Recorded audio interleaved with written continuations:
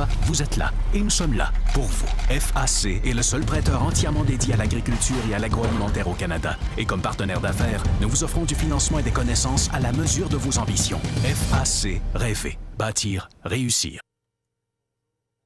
Bonjour, bon midi, bienvenue à La Quotidienne, c'est la quotidienne agricole et agroalimentaire, celle du lundi avec l'équipe de l'Institut Jean Garon qui s'installe pour encore une fois aujourd'hui nous impressionner par les vastes connaissances dont nous profiterons. À la fin de cette émission, vous serez beaucoup plus informés qu'au début, j'en ai la certitude, puisque je suis le maître de cérémonie de toutes ces émissions quotidiennes d'un lundi au vendredi. On apprend énormément de choses sur l'agriculture, l'agroalimentaire.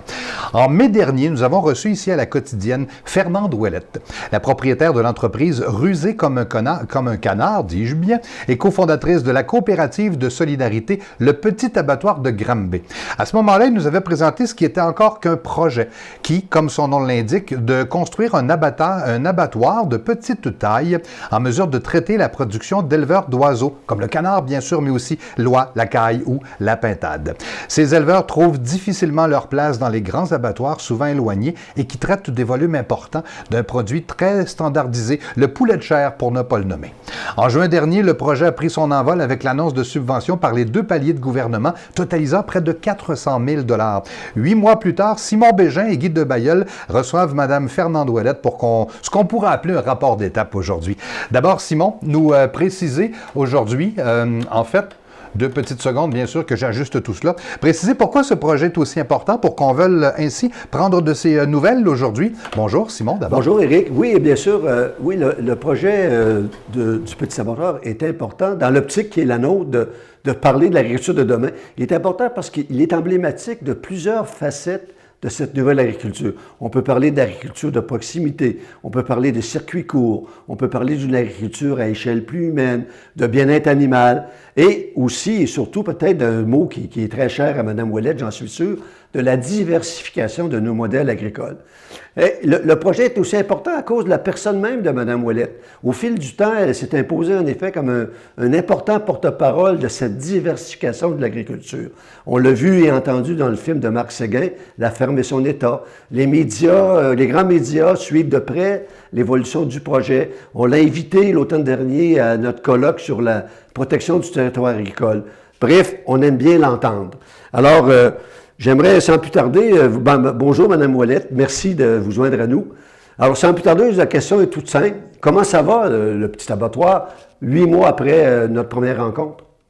Mais ça va à la vitesse COVID, ça je vous cacherai pas que on espérait pouvoir démarrer dès cet automne, mais comme tout le monde, nos chantiers ont pris un peu de retard. Mais dans l'ensemble, les nouvelles sont excellentes. Donc, on est en ce moment en processus d'acquisition d'un terrain.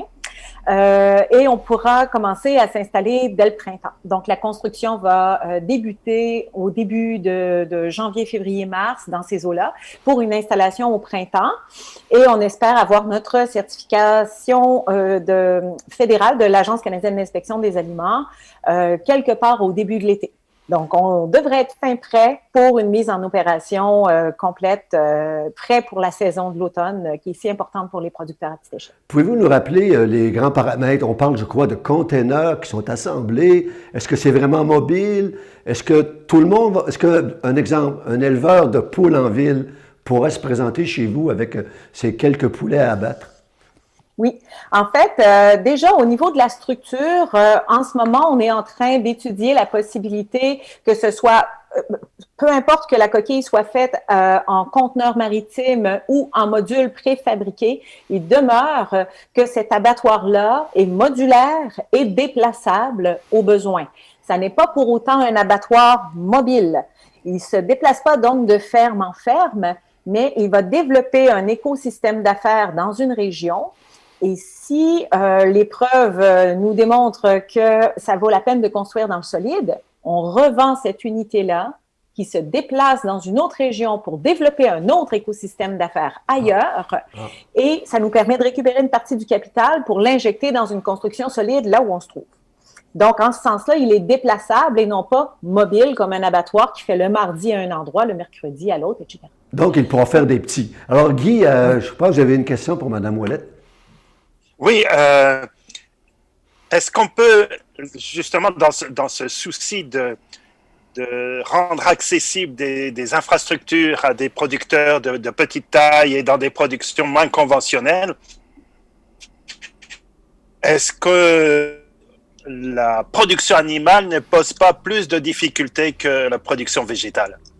Clairement, parce que d'abord, les acteurs sont multiples. Dans la production végétale, quelqu'un qui fait un jardin chez soi pour sa propre autonomie alimentaire n'a pas les mêmes enjeux que quelqu'un qui élève des poulets dans sa cour et qui ne désire pas faire l'abattage lui-même. Donc, pour répondre en partie à votre question et à celle de M. Bégin précédemment, les particuliers ont besoin de cette infrastructure-là autant que les producteurs à petite échelle.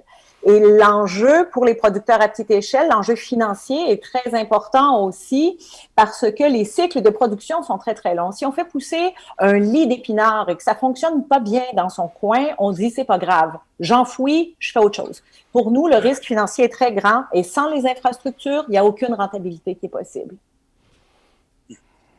Et compte tenu de ce que tu viens de préciser sur le caractère déplaçable de cet abattoir, c'est-à-dire éventuellement sur place, remplaçable par des structures plus solides, plus dures, j'allais dire, je fais le parallèle avec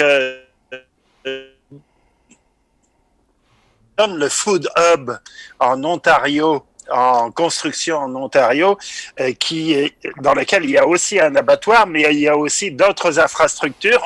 Est-ce qu'on peut imaginer qu'à Granby, autour de cet abattoir, il pourrait venir se greffer d'autres activités? Clairement, et c'est la raison pour laquelle la structure en module est intéressante pour nous, c'est qu'elle permet de mettre en place des infrastructures avec un coût d'investissement moindre, mais aussi de connaître une croissance par étapes. Donc, on peut venir ajouter un module transformation, un module entreposage, un module à la limite boutique pour ceux qui désireraient faire de la mise en marché puis profiter d'une vitrine.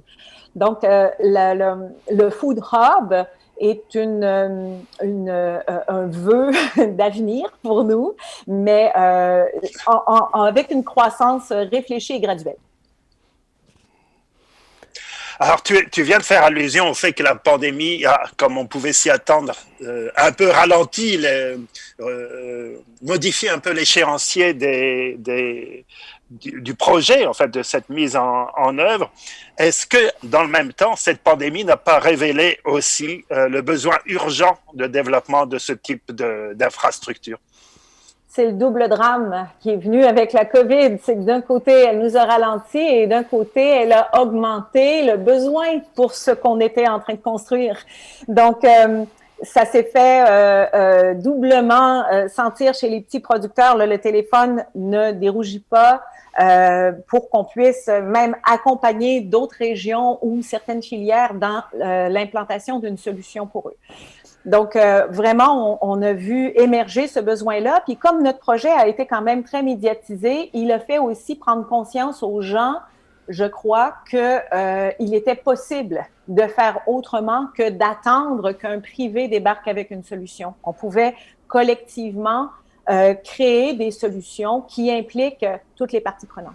Madame Ouellette, dans l'optique de ce que vient de mentionner Guy, l'impact de la pandémie, on a vu plusieurs grands abattoirs partout en Amérique du Nord fermer leurs portes à cause de la contamination et jusqu'à menacer certaines chaînes alimentaires. Est-ce que le modèle d'un abattoir de plus petite taille, mieux réparti sur le territoire, n'est pas une solution beaucoup plus résiliente face à une pandémie? Clairement, et quand on parle d'abattoirs à plus petite échelle, on ne parle pas seulement des micro-abattoirs comme ce que nous, on s'apprête à mettre en place, mais on pourrait parfaitement imaginer de réduire le risque causé par les pandémies sur la transformation alimentaire en disant on doit décentraliser, déconcentrer cette capacité de transformation en de multiples unités. Donc, peut-être de multiples unités de moyenne taille. Moi, je dirais plusieurs unités de plus petite taille parce que notre objectif, c'est vraiment de nourrir les communautés. Donc, si chaque communauté avait son food hub, incluant son abattoir, on serait ailleurs en matière de sécurité alimentaire. Oui, c'est une très belle perspective. Vous avez choisi le modèle d'une coopérative de solidarité en agriculture. La formule est assez nouvelle et je ne crois pas qu'il y ait beaucoup d'exemples. Pouvez-vous nous parler un peu des raisons de votre choix, des avantages ou des inconvénients s'il y en a à une telle formule? Une coopérative, en fait, il existe plusieurs formes de coopératives, les coopératives de travailleurs, les coopératives de producteurs. Nous, on a choisi la coopérative de solidarité parce que on veut que ça desserve la communauté et non pas un groupe d'usagers. Notre façon de penser, c'est que quiconque mange de la viande est un usager de l'abattoir. Raison pour laquelle les citoyens peuvent être membres de notre coopérative et décider de l'avenir de cette infrastructure-là. La coopérative de solidarité aussi, nous, notre coop, dépend beaucoup des subventions. Parce qu'évidemment, si on prend tous les petits producteurs, même si on les coud ensemble, tous, et que tout le monde casse son cochon, on n'aura jamais le capital initial suffisant pour payer cette infrastructure-là à nous seuls. On est donc très dépendant des subventions. Et la coopérative de solidarité a ceci de particulier. Si malheur arrivait et qu'il fallait dissoudre la coopérative et vendre les actifs pour rembourser les dettes, s'il restait des sous à la fin, ça ne peut pas être réparti entre les membres. On a l'obligation légale de remettre cet argent-là à une autre coopérative, ce qui fait que l'argent public reste dans la communauté pour toujours. Est-ce qu'il est envisageable? Oui, allez-y, Guy. Juste, toujours pour rester sur la coopérative de solidarité, donc on a là plusieurs catégories d'usagers. Est-ce qu'il n'y a pas le risque éventuellement que des conflits surgissent entre usagers consommateurs, par exemple, et usagers producteurs? Comment ça peut se gérer? Oui. Alors voilà, contrairement à une coopérative, soit de travailleurs ou soit de producteurs, qui sont les propriétaires de cette chose-là et qui doivent se partager la propriété, une coopérative de solidarité, c'est un groupe de citoyens qui a un objectif beaucoup plus large que que d'assurer juste le fonctionnement de sa propre structure. Donc, c'est pas un citoyen fermier qui doit préserver le fonctionnement de sa ferme en utilisant l'abattoir à cette fin-là. Et au sein du conseil, chaque catégorie de membres a un représentant et chaque voix est égale. Alors, on ne peut pas dire nous, on représente tant % du chiffre d'affaires et nous allons prendre plus de décisions, si on veut, ou notre décision aura plus de poids. Donc, c'est important de garder cet équilibre-là parce que ce qui finit par guider les gens, ça demeurera toujours et jamais dans ce type de structure-là, la mission qui est beaucoup plus grande et beaucoup plus large que les intérêts individuels. Madame Ouellette, j'aimerais aborder peut-être la question du coût du produit fini. On peut facilement imaginer qu'un poulet fermier processé dans votre abattoir pourrait avoir un coût supérieur à un produit, un poulet en spécial dans un supermarché. Maintenant, vous l'avez déjà mentionné dans une autre entrevue, et si on se réfère au film La ferme et son état, Joël Salatin, qui est une grande vedette de la ferme à échelle humaine, expliquait très bien que dans le poulet industriel, il y a beaucoup de coûts cachés. Pouvez-vous nous en parler? Oui. En fait, ce que nous, ce qu'on veut mettre de l'avant, c'est que, bien sûr, il y a des gens qui vont être un peu rebutés par le prix qu'ils doivent payer pour avoir le type de produit que les agriculteurs utilisant notre abattoir vont demander pour leurs produits. Mais dans leur prix, il y a tout. Il y a le travail humain, il y a tout le travail qu'ils font pour préserver leur environnement puis intégrer leurs impacts négatifs. Donc, nous, notre but, ça n'est pas de compétitionner avec du poulet à 99 sous la livre, qui n'intègre assurément pas tous les coûts environnementaux et sociaux qui viennent avec ça. Donc, nous, ce qu'on veut faire, c'est ce qu'on sait faire de mieux. Et s'il y a des gens qui disent « c'est trop cher, mais je voudrais manger ton produit », inévitablement, ils vont en manger moins. Mais inévitablement, ils vont aussi tomber sur une nourriture qui est densément riche en nutriments. Ils vont se rendre compte qu'ils ont aussi besoin d'en manger moins. Donc, quand ils achètent leur poulet, ils vont pas le faire cuire puis avoir un tout petit poulet gros comme ça. Ils vont avoir leur poulet qui va rester leur poulet. Et ça, une fois qu'ils vont avoir goûté cette différence et fait le calcul, ils vont se rendre compte que ça coûte un peu plus cher, mais ça leur permet aussi d'être en accord avec leurs valeurs. Ben écoute, ça ouvre l'appétit. Nous allons faire une brève pause, si vous permettez, pour un de nos commentaires, et on va revenir avec la suite de la belle aventure du petit abattoir. Chaque repas, vous êtes là et nous sommes là pour vous. FAC est le seul prêteur entièrement dédié à l'agriculture et à l'agroalimentaire au Canada. Et comme partenaire d'affaires, nous vous offrons du financement et des connaissances à la mesure de vos ambitions. FAC, rêver, bâtir, réussir. Bonjour, messieurs. Alors, bonjour, mon nom est René Houd. Moi, je suis encanteur. Full-time actionnaire.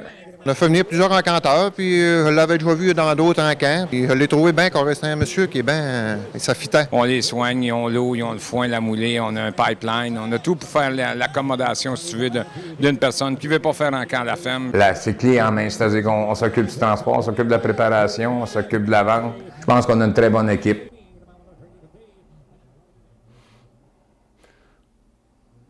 Oui, bonjour, bienvenue de retour. Monsieur de Bailleul, je vous laisserai enchaîner avec peut-être la question qui est un peu centrale de la distribution des produits une fois l'étape de l'abattoir franchie. C'est vrai que bon, la question de l'abattoir, c'était une étape cruciale, mais ensuite, il y a la mise en marché. Est-ce qu'on peut imaginer que cette distribution des produits puisse se faire par un regroupement d'entreprises telles que la vôtre et pour une sorte de mise en marché commune? Est-ce que c'est envisageable? C'est tout à fait envisageable. Est-ce que la coopérative l'envisagera? Ce sera à elle de le décider dans son avenir, donc à la collectivité de décider jusqu'où elle décide de s'impliquer dans cette mise en marché-là. Au niveau technique, il est possible que plusieurs producteurs et même plusieurs abattoirs se mettent ensemble pour dire on va développer une marque qui dit ça a été abattu au petit abattoir et on sait que ça correspond à un certain genre et d'agriculture et de philosophie. Il n'y a rien de tout ça qui soit interdit, mais il n'y a rien de tout ça qui soit actuellement dans les cartons. Après, nous, notre position en ce moment, c'est de ne pas faire la mise en marché et d'être simplement un prestataire de service parce que c'est encore ce qui est désiré par les producteurs qui veulent produire de cette façon-là. Ils veulent apporter leur valeur ajoutée, mais aussi montrer cette proximité-là de leur ferme avec leurs clients. Pour l'instant, la grande mise en marché en commun n'est pas encore envisagée. Ouais. Oui, et donc à plus forte raison, il n'est pas question de s'en aller vers une formule du type plan conjoint ou autre. Non, on n'est vraiment pas dans ça. De toute façon, la mise en marché, c'est le point fort généralement de la plupart des producteurs qui connaissent du succès avec ce type d'élevage-là. Ils seront capables de se mettre en lien avec leur communauté, d'expliquer ce qu'ils font et parce qu'ils sont à petite échelle et à proximité de leur clientèle, peuvent recevoir les gens chez eux et leur montrer ce qu'ils sont en train de faire. Et ça, on ne le retrouve pas quand on fait de la mise en marché en commun. Et il y a un autre pionnier de l'agriculture à petite échelle qui est Dominique Lamontagne, qui lui a plutôt opté sur l'abattage et la transformation des produits à la ferme. Est-ce que ces deux modèles se complètent ou peuvent exister simultanément? C'est une des questions qu'on me pose le plus souvent parce que ce qui se passe avec du côté de Dominique, c'est vraiment extraordinairement excitant. Nous, on a très, très hâte que l'abattage à la ferme soit mis en place parce que ce qu'on veut voir au final, c'est la multiplication des options d'abattage bien adaptées aux échelles à laquelle on produit. Après, que ça se passe à la ferme ou que ça se passe dans un petit abattoir ou autrement, ça n'a plus aucune importance. L'important, c'est qu'il y ait des choix, qu'il y ait de la diversité et que les agriculteurs puissent faire les choix d'entrepreneurs qui fonctionnent pour eux. Donc, si la rentabilité passe par « je vais en faire abattre 300 à la fois dans un petit abattoir », ben, ce sera ça. Et si c'est non, moi, je vais en abattre 8 par semaine à toutes les semaines, ce sera ça. Et nous, on se réjouit de voir la vitesse à laquelle les lignes sont en train de bouger. En ce sens-là, mon ami Dominique, bravo, bravo. Et tout à l'heure, tu faisais allusion au fait qu'il faudrait avoir le certificat de l'Agence canadienne d'inspection des aliments. Est-ce que ça fait de votre abattoir un abattoir sous inspection fédérale? Oui, avec la capacité d'exporter. Oui, parce que quand on pense à ce producteur de caille qui a perdu son marché à l'exportation parce que il ne pouvait pas faire abattre dans un abattoir sous inspection fédérale, on se rend compte à quel point ça peut être décisif. Oui, alors, c'est même son droit à la distribution qu'il est en train de perdre, et même pas à l'exportation. C'est son accès à la distribution dans les grandes chaînes. Et ça, c'est vraiment effrayant. Et là, on vient de voir que l'Obla, je fais très rapidement là-dessus, l'Obla est en train de vouloir se départir de toutes ces chaînes Provigo au Québec pour que ce soit des particuliers qui les opèrent et qui bénéficient d'une plus grande marge de manœuvre pour intégrer des petits producteurs comme ceux-là. Donc, si jamais il fallait que ce soit sous inspection fédérale, ben, il existera localement une possibilité de le faire. Alors, il y a un autre domaine aussi qui est un autre champ de préoccupation qui est affecté par un projet comme le tien, c'est celui du droit des animaux et du bien-être animal plutôt, mais aussi du droit des animaux. Qu'est-ce que tu penses du développement de ce mouvement antispécisme? Je pense que, comme dans n'importe quel mouvement, il y a une grande diversité. C'est pas un bloc monolithique, là. Il y a vraiment une grande diversité dans ça. Il y a des gens pour qui, bon, ils sont un peu plus radicaux, pour qui juste le fait d'abattre, peu importe de quelle façon c'est fait, ce sera jamais acceptable. Alors évidemment, on se trouvera pas beaucoup de points en commun, mais ce serait encore drôle parce que dans le discours que j'entends, moi, d'abord, je suis très heureuse que ces questions-là soient soulevées parce que ça permet, ça amplifie le message des agriculteurs qui parlent de ça déjà depuis un bon moment. Et nous, on se cherche des solutions qui nous permettent de rencontrer le bien-être animal et de finaliser notre travail d'éleveur dans la philosophie dans laquelle on les a élevés. Et quand j'entends les arguments de ces groupes-là, il y a énormément de réflexions dans ça qui sont des réflexions d'éleveurs. Alors, on a beaucoup en commun et l'air de rien, ils portent écho à ces préoccupations-là qu'on a déjà comme éleveurs. Donc, moi, je suis très heureuse au fond. C'est bien évident que ce mouvement a plus été alimenté par le constat de pratiques qui avaient lieu dans des élevages industriels que dans des élevages comme le tien. Oui. Donc, évidemment, on est dans une situation tout à fait différente. Simon, je te repasse la parole. Madame Ouellette, vous l'avez mentionné, vous êtes une éleveuse. Vous avez la ferme qui a un très joli nom, rusé comme un canard. Alors, un canard, est-ce que c'est vraiment rusé? On pourra en reparler. Mais comment ça se passe? Comment ça va avec la pandémie? Et peut-être nous expliquer un peu justement cette question du bien-être animal. Quelle différence qu'il peut y avoir à un canard qui patauge dans la marge chez vous et les animaux élevés à grande échelle?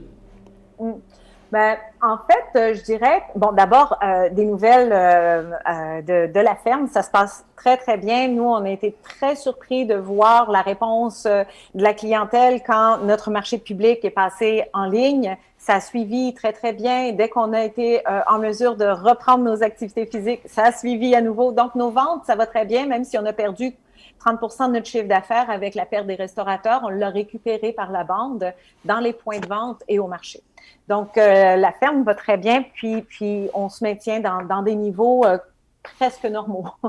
Ensuite, la différence entre les élevages à petite échelle et les élevages industriels, vous savez, déjà, je vais faire une nuance. Il y a des éleveurs en intérieur qui font un très bon travail.